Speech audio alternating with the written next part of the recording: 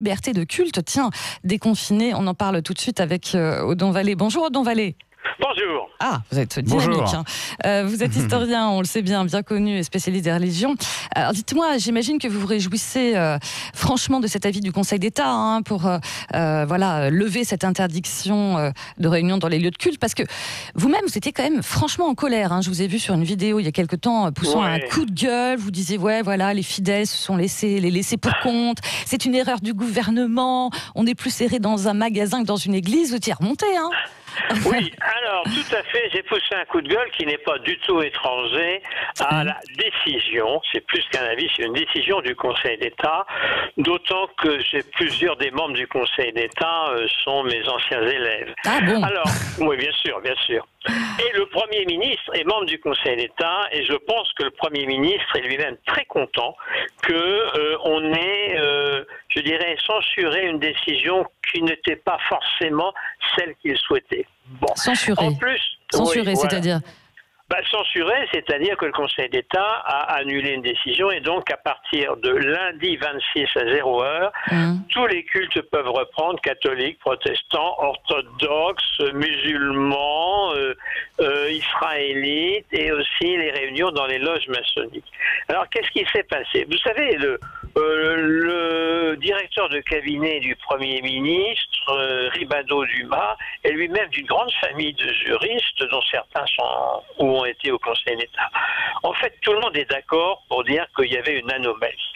Et une double anomalie. Premièrement, parce qu'on ne voit pas pourquoi on irait dans un supermarché et pas dans une synagogue ou dans une église. L'activité n'est pas totalement, c'est pas essentiel, mais l'essentiel est plus de manger que de prier. Par exemple, on peut prier tout seul aussi.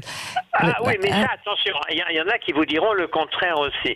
Il y a des fêtes importantes, il y a la Pentecôte pour les catholiques, il y a la fête aussi du 28 au 30 mai pour les Israélites. Alors malheureusement pour le Ramadan c'est un peu tard. Il faut voir aussi que les cultes, les églises, les religions sont dans une situation financière, il faut le dire, désespérée littéralement. À Lourdes, les sanctuaires perdent 1 million d'euros par semaine. Quant à la ville de Lourdes, elle est totalement sinistrée. Lourdes est une ville morte qui vit à 99% des sanctuaires.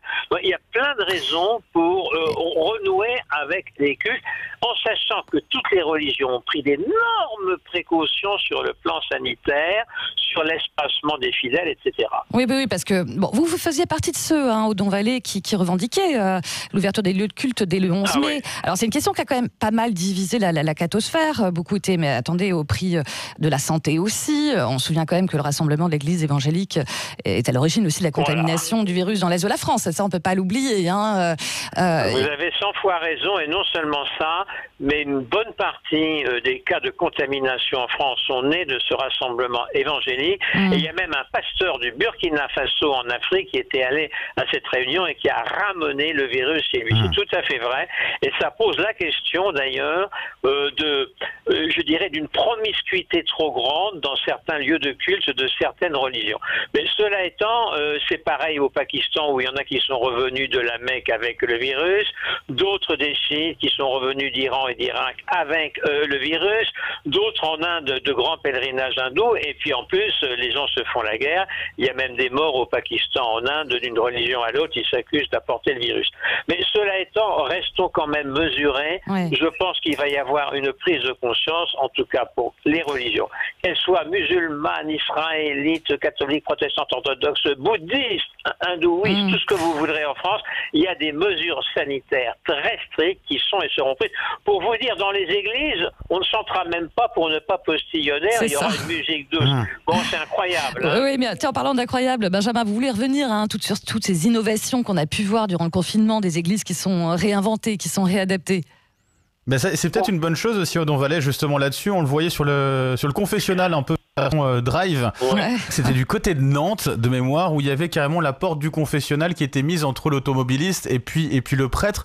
C'est peut-être aussi une relance dynamique finalement de la religion là-dessus, et d'innovation finalement dans la religion. Alors c'est effectivement une des questions qu'on se pose. Est-ce que le virus va amener une baisse de la pratique ou une augmentation de la pratique? Oui. Alors là, c'est la question la plus difficile qui soit. Personne n'en sait rien. Mais incontestablement, ça va marquer. Parce que les gens sont restés chez eux. Ils ont regardé le jour du Seigneur sur la télévision publique, la messe. Ils ont aussi regardé les messes sur la télévision catholique, KTO. Ils ont écouté des homélies, ils ont écouté sur leur ordinateur un certain nombre de prestations religieuses, de toutes les religions, quelles qu'elles soient.